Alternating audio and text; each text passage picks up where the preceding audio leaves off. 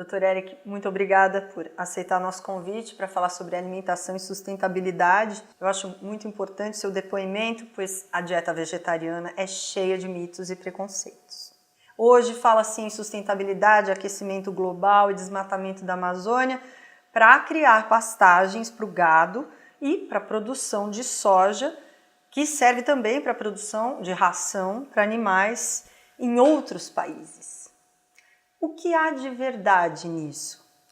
É sustentável comer carne?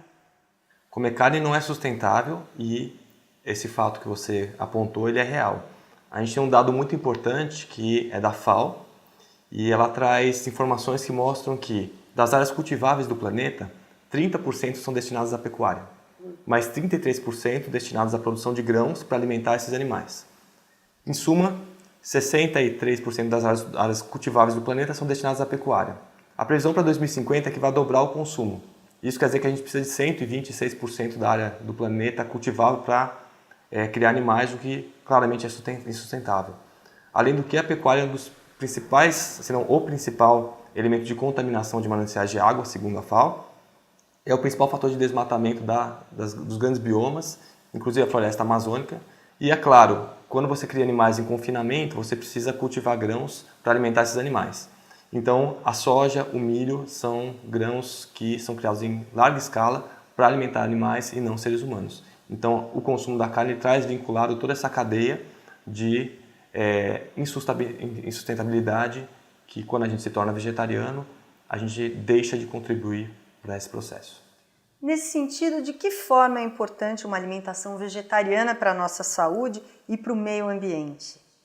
Bom, para o meio ambiente são esses fatores todos que a gente deixa de agredir quando a gente se torna vegetariano. Com relação à saúde, doenças cardiovasculares, as populações vegetarianas têm cerca de 30% a menos do que nas populações que comem carne. Vários tipos de câncer também têm documentação vasta, mostrando que quem come carne tem 88% mais chance de ter câncer de intestino grosso e 54% mais câncer de próstata quando comparado com a população vegetariana. Tem uma redução também de cálculos na vesícula na população vegetariana e, claro, a obesidade, que é um dos problemas que mais incomoda a humanidade hoje em termos de saúde pública. Então, quando você adota uma dieta vegetariana adequada, como deve ser qualquer dieta, você consegue otimizar a prevenção dessas doenças todas.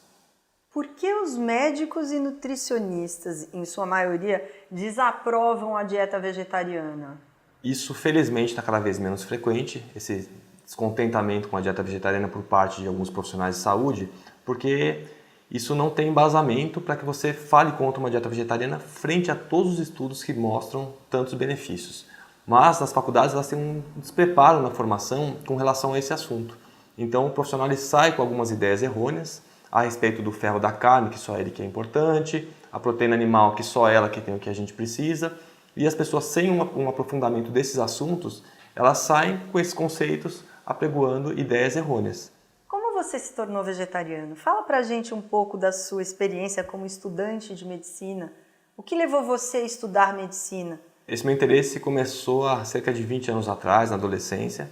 Eu praticava artes marciais e comecei a me interessar pela filosofia oriental. E eu comecei a retirar as carnes todas do cardápio. Fui retirando açúcar, alimentos industrializados, então eu fui em busca de uma alimentação que fosse mais apropriada ao equilíbrio do meu organismo. E isso teve um marco importante quando eu comecei a fazer macrobiótica. Eu fazia no Instituto do Dr. Henrique Schmidt, que é uma figura importante nesse meio. E eu comecei a acompanhar pessoas com doenças graves, com câncer, doenças cardiovasculares que não tinham um prognóstico muito adequado. E essas pessoas tinham melhoras muito importantes. E eu comecei a perceber que a alimentação tinha um potencial muito legal para trabalhar com essas doenças. Só que naquela época, década de 90, ainda não existiam muitos estudos mostrando quanto a alimentação realmente dava impacto para o nosso organismo. Tanto é que a gente observa na nossa história da nutrição que a partir da década de 90 que os estudos começaram a aparecer e as pessoas começaram a se interessar pelo assunto. Então, frente a esse conhecimento todo, eu resolvi fazer a medicina justamente para poder atuar no diagnóstico, no tratamento, associando a parte nutricional com todo o processo terapêutico do paciente. Foi difícil ser um estudante de medicina vegetariano? Foi interessante porque eu sempre fui atleta, então eu corria, fazia arte marcial. Então na faculdade foi interessante porque eu participava das competições e eu sempre ganhava os primeiros lugares. E sendo vegetariano, e eu não usava nenhum tipo de ovos e laticínios, inclusive, então não tinha como, tecnicamente, falar que alguma coisa faltava no meu organismo frente à performance que eu tinha, né? Mas é claro que a gente observa dos professores um olhar um pouco estranho quando você fala que você não usa carne, nem ovos, nem laticínios. Você é hoje muito criticado pelos seus colegas médicos? Foi interessante que depois que eu me formei, eu resolvi ter uma abordagem estritamente técnica para mostrar o lado do vegetarianismo para os profissionais de saúde. Então, por mais que a dieta vegetariana possa ter elementos filosóficos, espirituais ou de qualquer outra ordem, eu escolhi a parte técnica exclusivamente para poder abordar com os profissionais, que é o que eu venho fazendo hoje. Então, por conta dessa abordagem, eu não venho encontrando nenhum empecilho frente aos profissionais.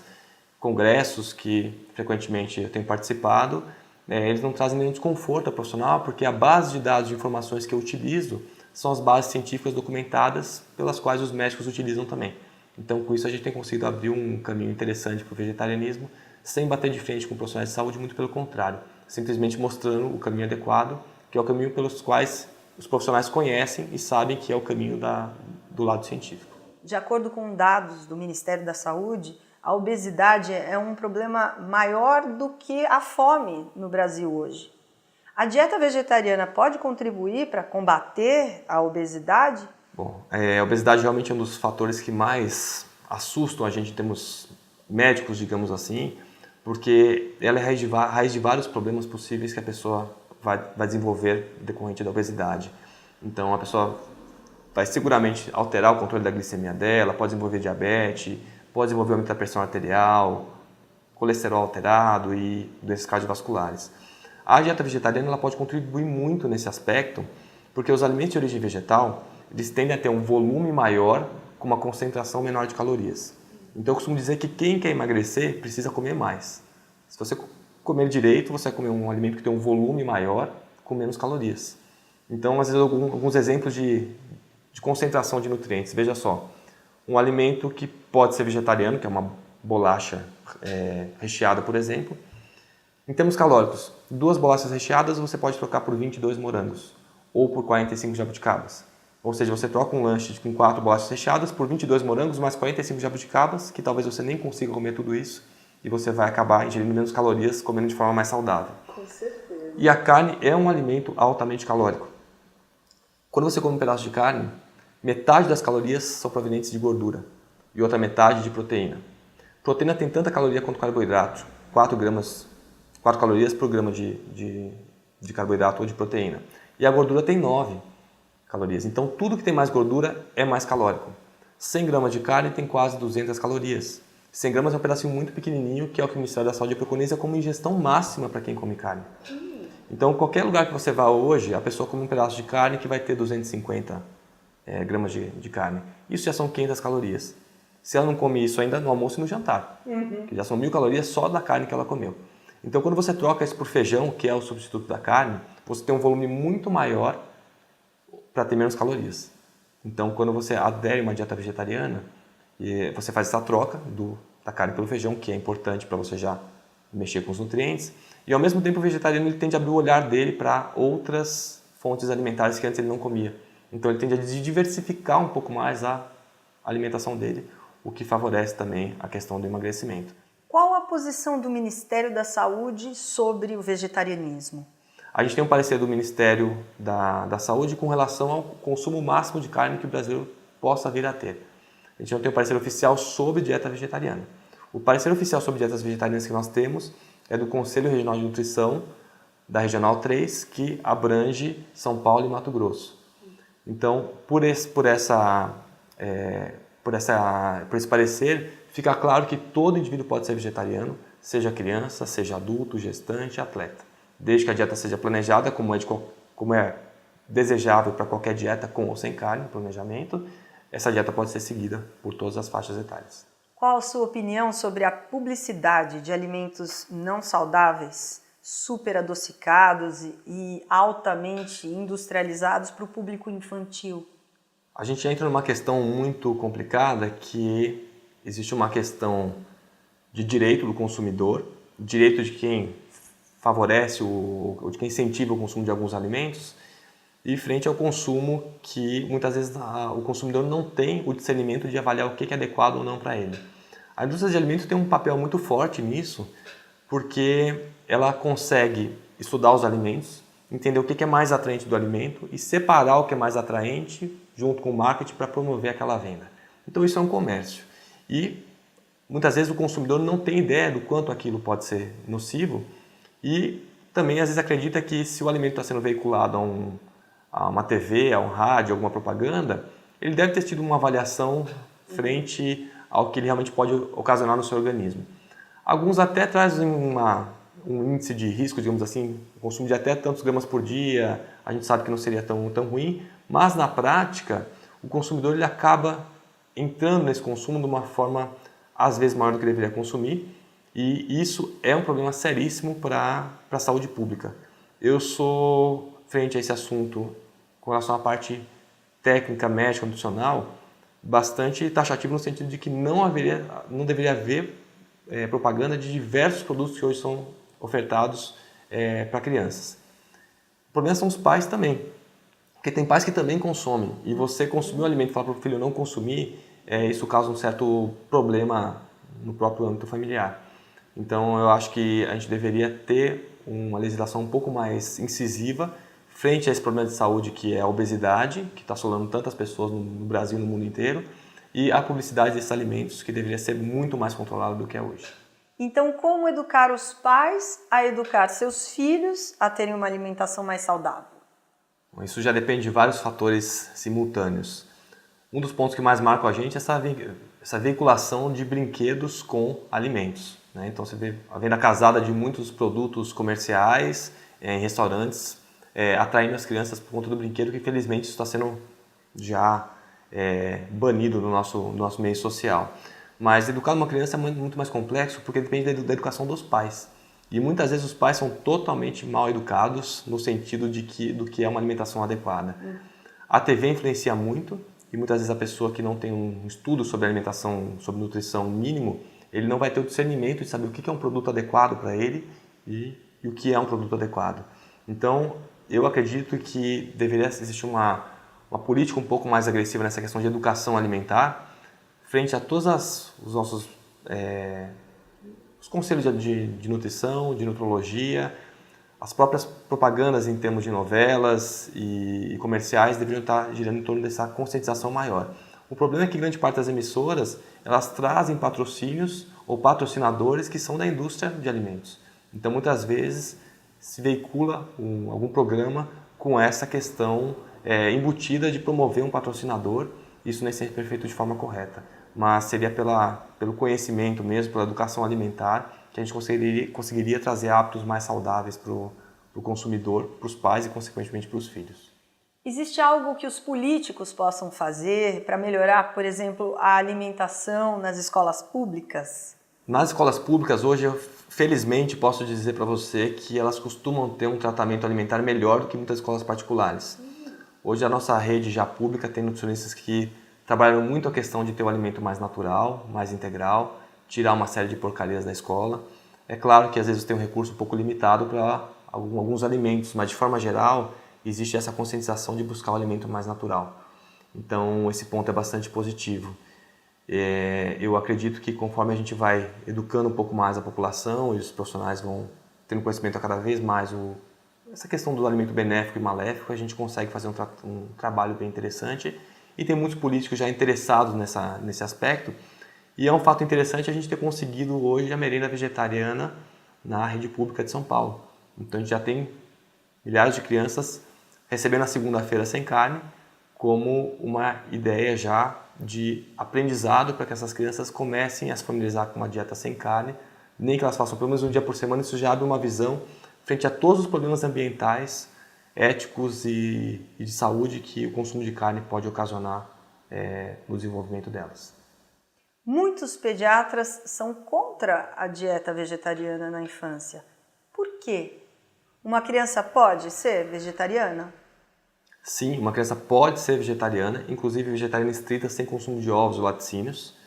Isso tem um forte embasamento científico para apontar por que pode ser. E é muito claro porque muitos pediatras são contra essa conduta.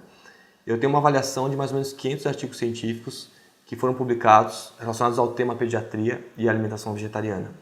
Então, esse estudo eu tenho bem claro e ele mostra que grande parte dos estudos publicados cientificamente no passado eram estudos que fizeram uma metodologia totalmente errada e associavam problemas com a dieta vegetariana que não eram em crianças vegetarianas. Só para a gente ter uma ideia de um exemplo disso, um estudo foi feito na Índia, em uma comunidade de pescadores, onde todas as crianças comiam peixe, e eles consideraram vegetariano aquele indivíduo que não comprou na última compra do mês carne no supermercado. Só que todos comiam peixe, ou seja, nenhum era vegetariano. E o estudo numa universidade famosa nos Estados Unidos, que fez esse trabalho, colocava o título como Desnutrição em Crianças Vegetarianas, mas não tinha nenhum vegetariano no estudo. Existem dezenas de estudos publicados apontando deficiência em crianças seguindo uma dieta vegetariana, mas que elas não são vegetarianas. E quando você vai avaliar esse estudo, você só vai saber disso quando você pegar o estudo na íntegra e ler página por página para ver quem é a população envolvida, porque no resumo que os médicos todos têm acesso, não consta essa informação. Então, hoje a gente sabe claramente, a criança que segue uma dieta vegetariana planejada, como deve ser qualquer dieta com ou sem carne, tem crescimento adequado, desenvolvimento adequado, e não tem nenhum déficit frente a outras crianças. A gente consegue proteína em abundância, consegue carboidrato, gordura de boa qualidade em abundância, além de todos os outros nutrientes. Além do fato de que uma criança que cresce com uma alimentação mais saudável, ela leva esses hábitos para a vida inteira. Ela tem uma chance muito maior de ser um adulto com hábitos mais saudáveis, uma alimentação mais diversificada e com menos doenças futuras. Então, os profissionais hoje que falam mal da dieta vegetariana é porque avaliaram o estudo com muita superficialidade, os estudos todos publicados sobre o assunto. Uma gestante pode ser vegetariana? Se uma criança pode ser vegetariana, a gente pode imaginar que uma gestante também pode, e é claro que pode. A gente também tem vários estudos que mostram como o desenvolvimento é adequado, mas o fato é que a gente não precisava de estudo nenhum, porque quando a gente faz uma avaliação num consultório, os exames básicos de qualquer consulta de um obstetra, de um nutrólogo, a gente consegue avaliar claramente todos os nutrientes na dieta dela. Eu consigo ver como é que está a proteína, como é que está o ferro, como é que está o zinco, como é que está a vitamina B12, eu consigo ver tudo nos exames. Então não existe um receio em acompanhar um paciente vegetariano, porque as ferramentas de avaliação são todas feitas com exames comuns, que qualquer gestante deve fazer. Então, havendo uma deficiência de algum nutriente específico, é fácil de corrigir sem usar carne. Então, é tranquilo ser gestante e ser vegetariano. E um atleta pode ser vegetariano? Quando você é atleta, existe uma preocupação, muitas vezes até excessiva, frente à quantidade de proteína que você deveria ingerir. A gente sabe que a população brasileira ingere, em média, 1,3 gramas de proteína por quilo. Ela deveria ingerir 0,75 ou 0,8. Quando a pessoa se torna um fisiculturista, que ele quer fazer atividade física para ir para a competição, ficar bem bombado mesmo, a recomendação máxima de ingestão é de 1,8. Então a população já ingere 1,3, para chegar em 1,8 é muito fácil, mesmo porque imagina só, se você ingere 2.000 calorias e você come, por exemplo, 70 gramas de proteína, se você não mudar em nada a sua dieta, se você fizer atividade física para ganhar massa, você passa a comer 3.000 calorias e automaticamente passou para 105 gramas de proteína sem mudar a sua alimentação. Porque o volume maior, você vai ingerir mais carboidrato, mais proteína, mais gordura, mais tudo. Então isso é um receio desnecessário. A dieta vegetariana ela traz um perfil muito adequado para o atleta e o atleta ele precisa de carboidrato para que ele se mantenha em atividade sem exaustão. Então, principalmente atletas de longa duração que precisam do carboidrato muscular para corrida, provas de longa distância, se faltar carboidrato ele não tem como completar uma prova, não consegue ter a performance que ele deveria ter. Então a dieta vegetariana favorece muito isso. Além do que o tipo de gordura da dieta vegetariana vai favorecer mais ainda. A gordura do alimento de origem animal é predominante feita de gordura saturada. Então a gordura animal é predominantemente saturada. E a vegetal já é um outro tipo de gordura que é a poliinsaturada, que é uma gordura que é mais benéfica para todas as respostas do metabolismo. Então isso ajuda também. Além do que a proteína vegetal ela é completa. Não há essa necessidade de utilizar a proteína animal para o atleta ter algum rendimento. Você tem algum exemplo de um atleta famoso que seja vegetariano? Bom, tem até um brasileiro que é o Éder Joffre, bicampeão mundial de boxe. Ele conta pra gente que ele venceu os torneios sendo vegetariano, inclusive, não foi uma decisão posterior aos títulos que ele ganhou, né? Então, um dos maiores boxeadores brasileiros. O Carl Lewis, medalhista olímpico, várias medalhas olímpicas, ele era vegetariano estrito. Então a gente tem alguns atletas famosos que conseguiram performances muito marcantes seguindo uma dieta vegetariana. Eu ouvi dizer que os vegetarianos consomem mais agrotóxicos do que os não vegetarianos. Isso é verdade? Qual o impacto dos pesticidas na alimentação? O que devemos fazer nesse caso? Bom, nós sabemos que os agrotóxicos eles têm impactos bastante nocivos para o risco de câncer, que isso tende a aumentar, e para alguns problemas neurológicos. Então, claro, evitar agrotóxico é sempre bom para qualquer pessoa comendo ou não comendo carne. O fato é que o vegetariano ele é menos exposto ao agrotóxico do que as pessoas que comem carne. Isso parece algo estranho de ser dito, mas é muito fácil de entender. Veja só, os agrotóxicos eles têm uma característica que é o fato de eles serem facilmente dissolvidos, entre aspas, nas gorduras. É uma característica que nós chamamos de lipossolubilidade. Ele se junta na gordura. Então, quando você utiliza um agrotóxico numa plantação, por exemplo, essa planta que foi recolhida para ser utilizada como ração para o animal, ela vai levar esse agrotóxico e o animal vai comer esse agrotóxico e vai se acumular no tecido gorduroso do animal, porque o animal tem um alto teor de gordura no corpo. Então, todo animal que é criado com alimentação baseada em ração, e a ração é vegetal, ele vai estar ingerindo agrotóxico a vida inteira e esse agrotóxico vai ser acumulado no tecido gorduroso dele. Então, quando a pessoa come a carne, ela comeu tudo que o animal consumiu ao longo da vida dele inteira. Se a gente for lembrar da biologia do colégio, a gente vai lembrar, né, aquela questão do DDT, que era um elemento bastante falado no passado. Se uma grama tem 1 DDT, um gafanhoto come 10 gramas, ele vai ter 10 DDTs. E se um pássaro come 10 gafanhotos, ele vai tendo 10 vezes 10 DDT. Então, quanto mais alto nessa cadeia de alimentação a gente faz parte, maior é o consumo de agrotóxico, porque está acumulado no consumo dos animais que ingeriram esses alimentos. Então, o ser humano, quando ele é um consumidor primário, ou seja, ele vai direto para o alimento vegetal, por mais que ele contenha agrotóxico, ele consome menos do que a pessoa que comeu o animal que comeu agrotóxico a vida inteira. Então, essa ingestão é menor. E isso é muito bem documentado, porque nós temos alguns estudos que compararam o teor de agrotóxico do leite das mulheres vegetarianas e das mulheres que não são vegetarianas. E esses estudos mostram claramente que as mulheres vegetarianas secretam menos agrotóxico no leite materno do que as que comem carne. Então, essa questão é um medo que as pessoas têm porque acham que vão comer muito mais verdura. Mas se você lembrar também que você troca a carne por feijão, é essa troca, isso foi que fez a diferença na dieta com relação à ingestão do alimento de origem vegetal. Aqui está cheio de agrotóxico, que é a carne, principalmente se for de frango ou animal que foi cultivado com ração. O boi brasileiro, ele geralmente é um boi criado de forma extensiva, ele está menos submetido à contaminação de agrotóxico que o boi americano. Tá? Mas qualquer substância química que você venha usar no boi, seja um carrapaticida, seja algum elemento que você usou como antiparasitário, ele pode fazer parte da carne do boi e das secreções, inclusive do leite, que é uma secreção animal. Nós vivemos num país onde tudo é fácil para quem come carne. Muita gente fica perdida quando decide ser vegetariana, ainda mais com as pessoas ao seu redor sempre criticando essa atitude. Como ajudar? Bom, o primeiro ponto é a conscientização do que é uma dieta vegetariana, porque a pessoa vegetariana, a maior dificuldade que ela encontra é o meio social. Por mais que ela possa ter dificuldade em alguns restaurantes, em algumas situações, o meio social é o que mais incomoda.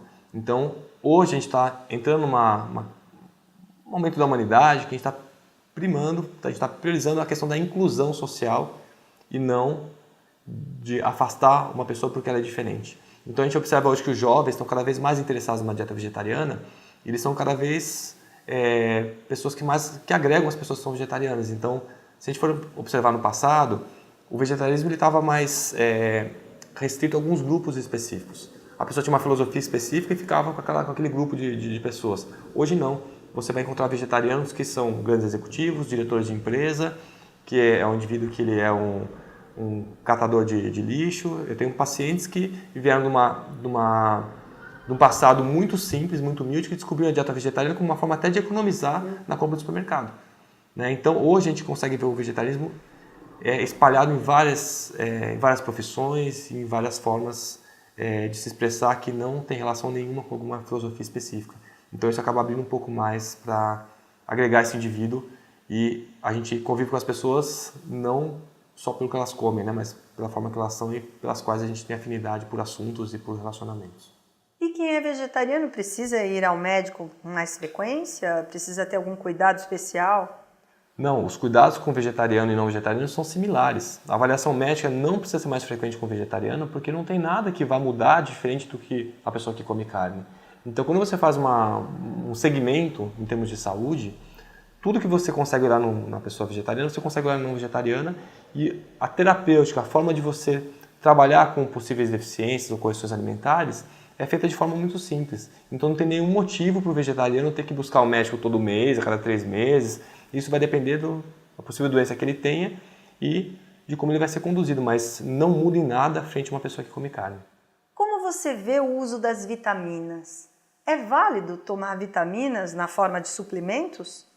Essa é uma questão bem interessante pelo seguinte: quem deve tomar vitamina é quem precisa de vitamina na forma de suplemento. Quem não precisa não deve tomar. Então, essa avaliação do que é necessário ou não é uma avaliação médica, basicamente. Você não consegue saber se a pessoa precisa de algo baseado em ingestão de nutrientes. Por exemplo, você tem algumas tabelas nutricionais que vão guiar para você saber quanto você precisa ingerir de cálcio, por exemplo, ou de ferro. Então, se você imaginar que você precisa de, por exemplo, 1000 mg de cálcio, e você ingere 1000 mg de cálcio, você está protegido da deficiência de cálcio, isso é uma falha enorme que você vai cometer. Então, para saber se você precisa realmente, a questão é a avaliação. E eu dou 2 exemplos muito claros disso. Ferro e vitamina B12. São 2 nutrientes que dependem muito mais do seu metabolismo, do funcionamento do seu corpo, do que da sua alimentação. O ferro, por exemplo, você pode ingerir uma quantidade até elevada. Mas, se você tem uma perda de sangue constante, ou até uma perda de sangue maior em um período menor de tempo, você vai perder ferro a ponto de não conseguir repor pela própria alimentação que você está fazendo. Então, a mulher, por exemplo, por menstruar, ela está no risco muito maior do que o homem. E da mesma forma a vitamina B12.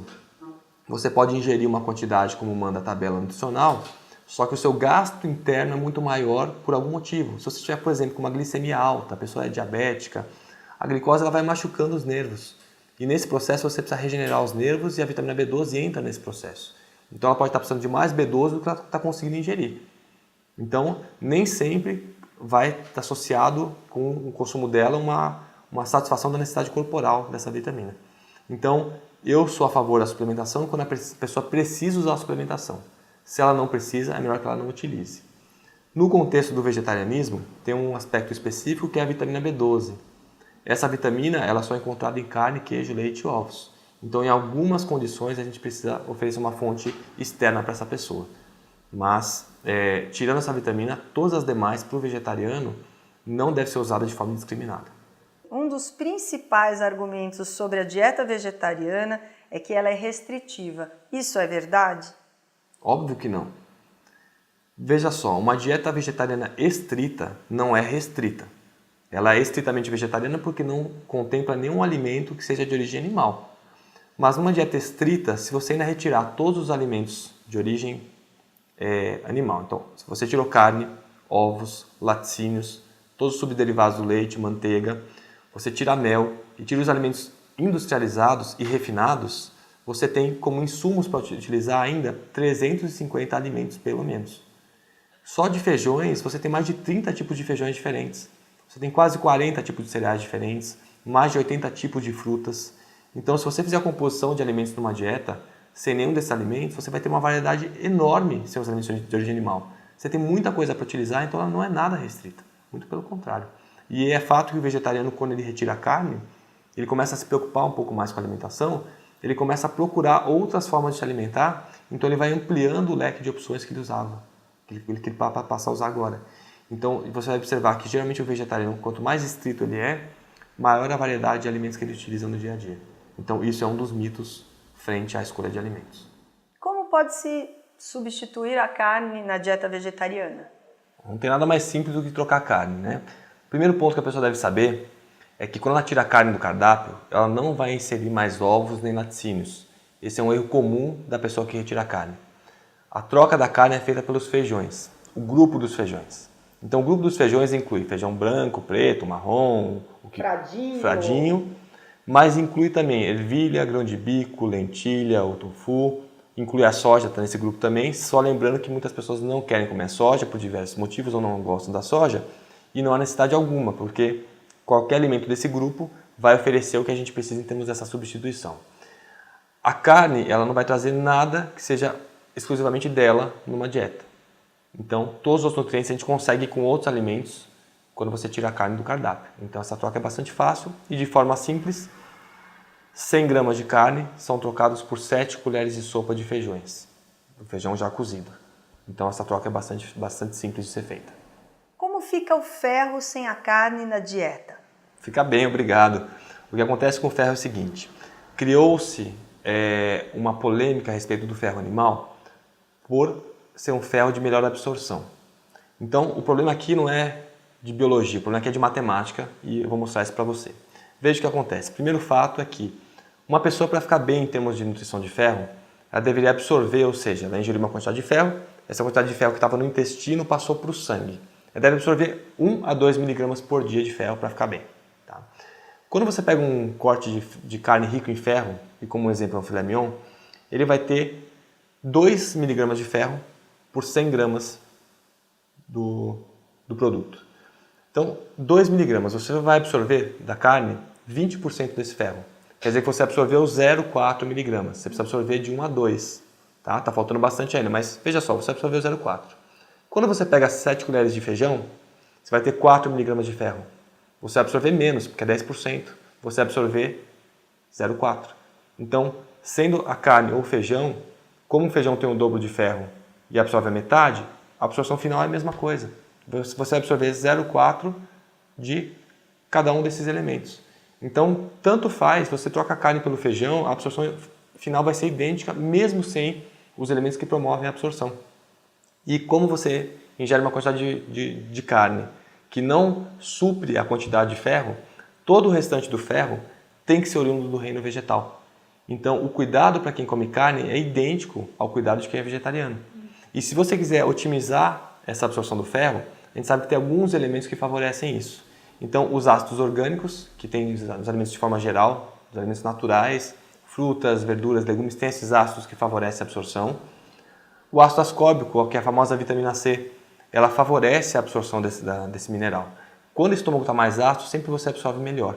O ferro precisa de acidez para ser absorvido, né? Então, quem toma antiácido, por outro lado, vai reduzir a absorção. E um ponto muito importante, né, é que o cálcio é um fator que inibe a absorção do ferro. Então, toda vez que você faz uma alimentação com um teor mais alto de cálcio, como você, por exemplo, usar queijo ou leite nas refeições principais, você vai reduzir a absorção desse ferro, seja ele de origem vegetal ou animal. O cálcio é o único fator que também dificulta a absorção do ferro do produto animal. Então, você pode combinar dessa forma, né, principalmente com o alimento mais rico em ferro com alimentos mais ricos em vitamina C, que é o fator de absorção mais potente. Então, para isso entende-se utilizar cereais integrais, feijões com frutas e verduras cruas são fontes boas de vitamina C. Alguém vai falar assim, poxa, mas as verduras não têm ferro também? Tem, só que se você procurar utilizá-las como uma fonte de vitamina C, elas estão trazendo mais ferro junto também. Então é bom ter essa ideia. Cereais integrais, feijões para ferro e verduras e cruas e legumes, verduras cruas e frutas como fonte de vitamina C. Essa combinação é adequada. Agora, do ferro cabe um parênteses. O problema maior do ferro não é a alimentação, é a perda de sangue. Existe uma forma de você avaliar o ferro nos exames de sangue, né? A gente avalia o estoque de ferro por um exame simples. Quando você atende um homem e esse homem faz tudo errado na alimentação, está combinando tudo que não deve combinar, está fazendo tudo errado, você pega um exame de ferro que está adequado.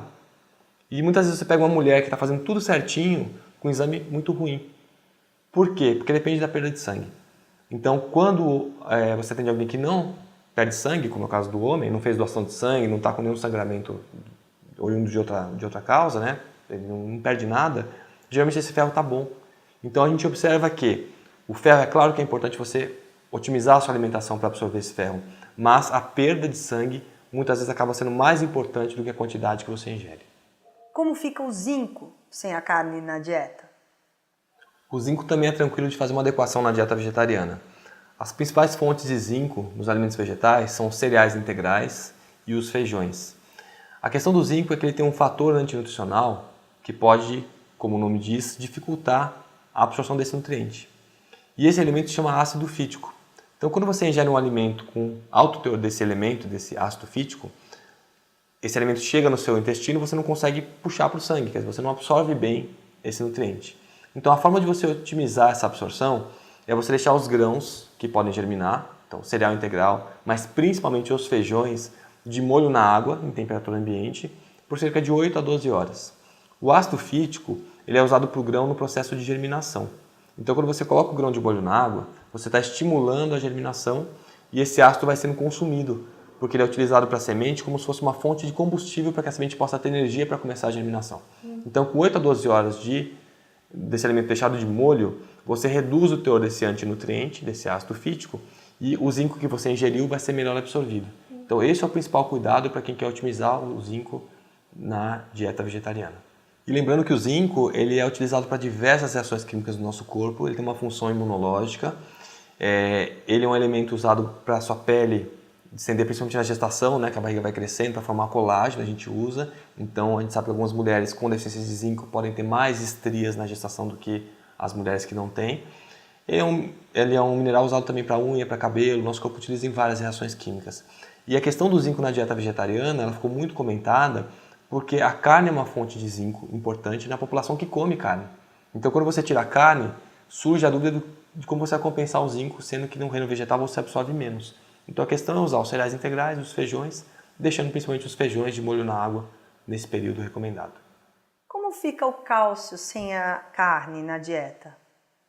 Não vai mudar nada, porque carne não é fonte de cálcio, né? Então você tirar a carne e colocar a carne para o cálcio não vai fazer diferença nenhuma. O que vai fazer uma diferença maior é para o indivíduo que tirou as fontes outras animais, ou seja, você tirou leite e queijo da dieta.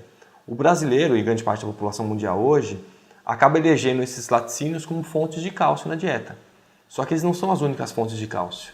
Hoje é muito fácil você conduzir alguém que não usa esses alimentos. Por quê? Porque existem muitas pessoas que são intolerantes à lactose ou são alérgicas à proteína do leite de vaca.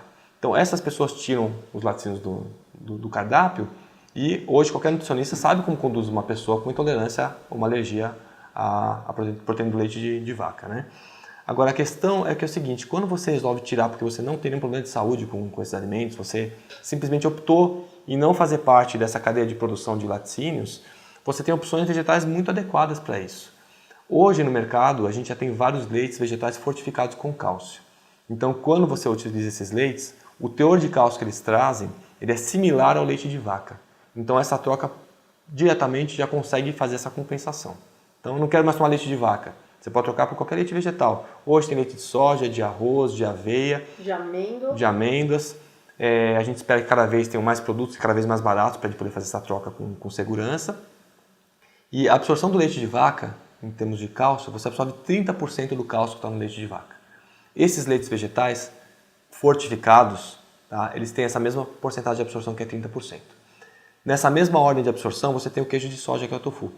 Tá? Você absorve cerca de 30% do cálcio que ele contém e ele tem um teor adequado por 100 gramas do produto. Então, ele é um elemento que você pode utilizar na obtenção do cálcio. Além disso, tem algumas verduras que são mais ricas em cálcio e preservam uma absorção até melhor que o leite de vaca. Algumas você absorve 50% a 60% do cálcio. E dentre elas você vai ter a couve, o brócolis, a escarola, né, a mostarda, você vai ter o agrião, vai ter a rúcula também. Então, com esses alimentos, você consegue otimizar o cálcio. Então, vale a pena nas suas refeições principais, na escolha das folhas, dar prioridade para essas. E existe um fator antinutricional nos alimentos vegetais, ou seja, é um fator que dificulta a absorção do cálcio. Esse elemento se chama ácido oxálico. E esse elemento não se perde com aquecimento, com outros processos culinários. Então, a gente deve evitar os alimentos que são mais ricos nesse ácido. E esses alimentos são o espinafre, as folhas da beterraba, a selga e o cacau. Só para a gente ter uma ideia, enquanto você usa um tofu e você absorve 30% desse cálcio, ou você usa uma couve e você absorve 50% a 60%, quando você usa o espinafre, você absorve só 5% do cálcio que ele contém. Então esses alimentos não é que você não vai mais usar. Vale a pena você utilizar em refeições que estejam mais pobres em cálcio. É só esse cuidado. Como fica a vitamina B12 sem a carne na dieta? A vitamina B12 é um dos pontos mais interessantes na dieta vegetariana e na dieta com carne, porque pensando nutricionalmente, quando você tirou a carne da alimentação, só sobrou a vitamina B12 nos ovos e nos laticínios. Mas se você tirar ovos e laticínios, você não tem fonte alimentar segura de vitamina B12.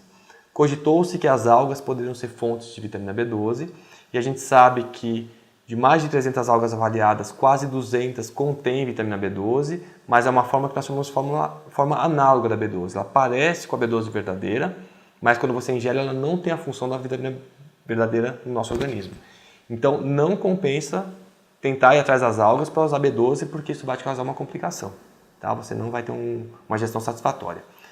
Levedo de cerveja não tem vitamina B12 e alimentos fermentados, missô, tempê, também não são fontes seguras. O que acontece é que, se você pensar nutricionalmente, então, quem tirou todos os derivados animais da alimentação vai precisar de uma suplementação de B12. Essa é a ideia teórica que nutricionalmente se defende.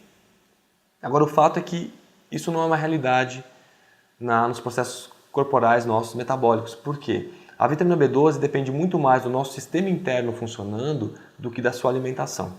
Então, para você ter uma ideia, embaixo do fígado a gente tem a vesícula biliar. Ela joga no intestino todos os dias até 10 microgramas de vitamina B12. E você vai puxar de volta para o sangue, você vai fazer uma reciclagem dela. Se você for eficiente, essa vitamina B12 volta e você tem uma perda menor. Se você não for eficiente, ela vai saindo pelas fezes, você vai perdendo. Então veja só, a vesícula biliar joga até 10 microgramas. Se você fizer uma dieta com muita carne, queijo, leite e ovo, nem sempre você consegue chegar em 7 microgramas. Então, não é porque você come uma quantidade boa de B12 que você vai estar bem de B12. Fiz uma revisão recente dos estudos publicados no Brasil.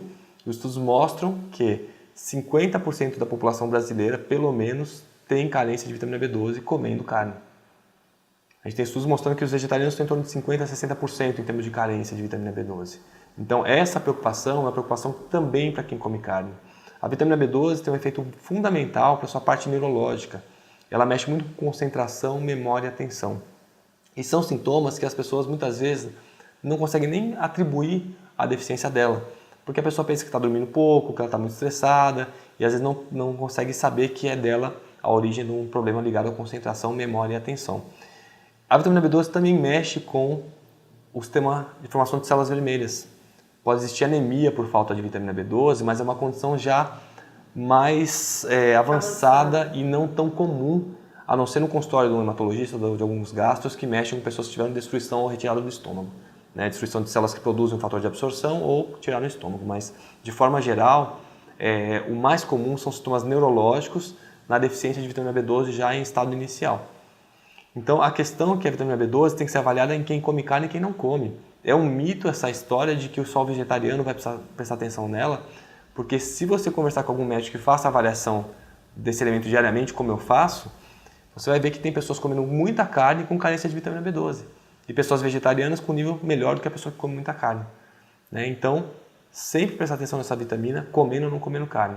Agora, se você está pensando em termos nutricionais, não em termos metabólicos, você vai precisar promover uma fonte externa de vitamina B12 porque não tem no seu cardápio. Mas isso não é garantia que você vai estar com deficiência nem com excesso. Tá? A fonte pode vir, é conveniente que venha por questões teóricas, mas na prática, na sua avaliação, pelo menos anual, com o seu clínico, com o seu médico, vale a pena avaliar os níveis de vitamina B12 para saber se você está com um teor adequado ou não. Você é membro da Sociedade Vegetariana Brasileira. O que faz a Sociedade Vegetariana? Na Sociedade Vegetariana eu sou diretor do Departamento de Medicina e Nutrição. Então, na minha função, a ideia é trazer os subsídios todos que sejam cientificamente aceitáveis pela comunidade científica e que possam facilitar para que o profissional de saúde conduza um paciente de uma forma bastante satisfatória, sem o terrorismo que muitas vezes a gente encontra frente a uma dieta vegetariana. E nesse aspecto também a gente trabalha com a informação gratuita no site, em materiais de divulgação que nós temos. Temos um congresso onde a sociedade ela participa, que é o Ganepão. Tem uma mesa só sobre dieta vegetariana, que é em parceria com a Sociedade Vegetariana. E a sociedade como um todo ela atua trazendo informações para o público, promovendo uma série de campanhas. E a gente está com uma atuação política bastante interessante. Nós conseguimos aí a segunda-feira sem carne, com o apoio de diversas áreas aí políticas, a merenda vegetariana, tudo isso é o trabalho integrado da sociedade vegetariana junto a pessoas que têm interesses na divulgação do vegetarianismo ou mesmo na na promoção do hábito de vida mais saudável e até ligado ao meio ambiente e à questão animal, né?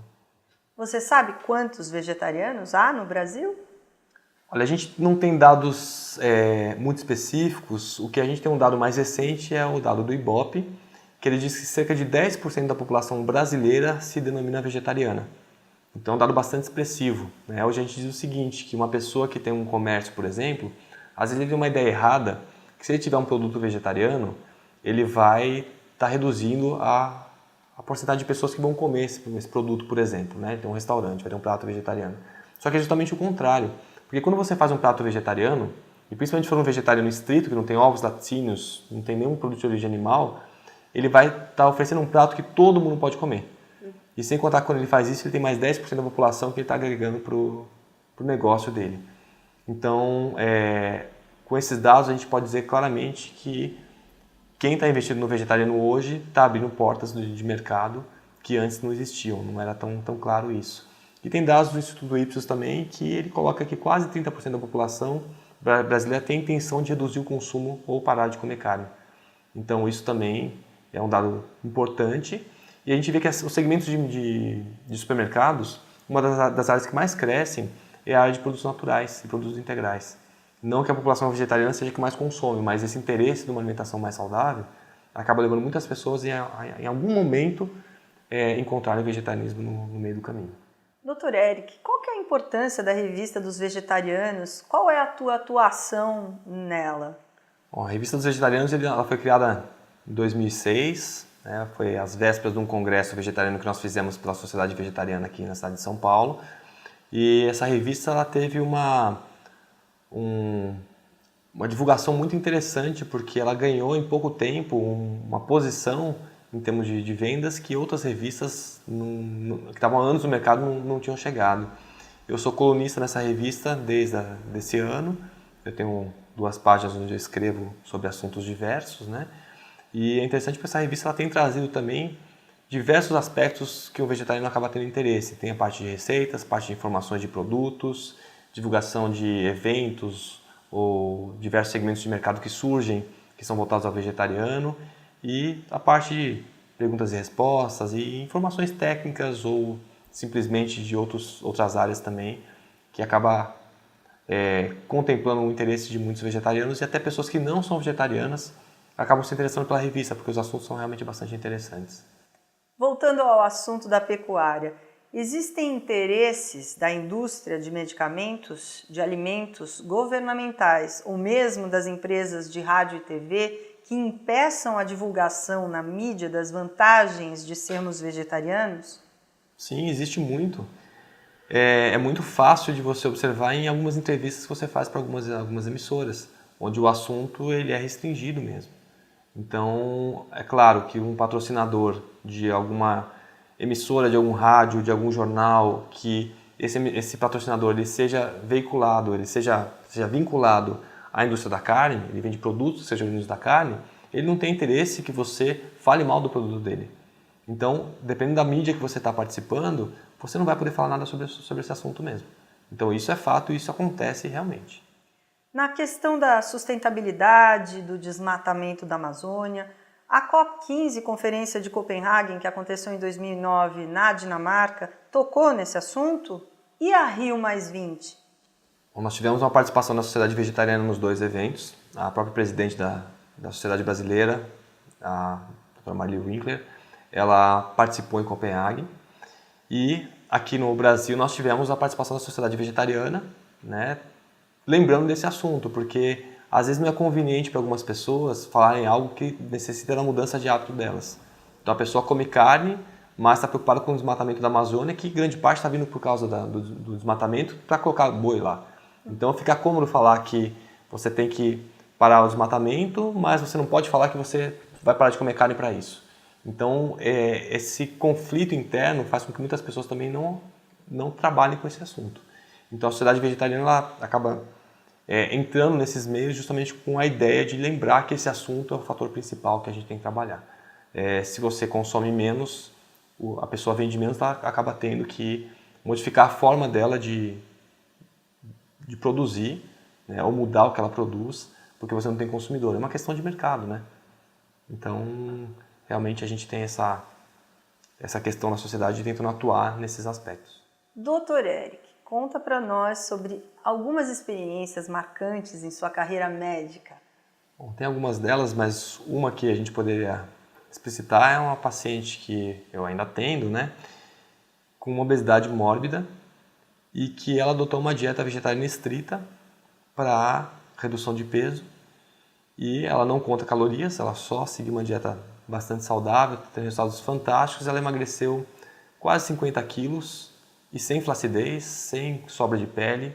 Nossa. Tem mais um pouco para emagrecer ainda, a gente não sabe como é que vai ficar, mas até agora é realmente um emagrecimento bastante saudável e sem aquele estigma que a gente tem, que a pessoa emagrece 10 quilos e já fica com tudo sobrando, né? Com 50 quilos ainda está tudo no lugar. Então, esse é um dos casos interessantes. Agora, tem muitas questões marcantes ligadas à minha vida pessoal mesmo, com essa questão da atividade física, né, ligada ao vegetarianismo, porque muitas pessoas não acreditam que você possa fazer exercício sem a proteína animal, né? Então, nesse aspecto é interessante. E eu tenho alguns atletas que eu acompanho, ciclistas, pessoas que estão nível 1 em termos de performance olímpica, que com a dieta vegetariana e sem suplementos conseguem uma performance fantástica, né? Então tem um resultado bem interessante. Que legal. Muito obrigada, Dr. Eric, por nos esclarecer todas as dúvidas. Eu que agradeço a oportunidade de poder levar essas informações para vocês.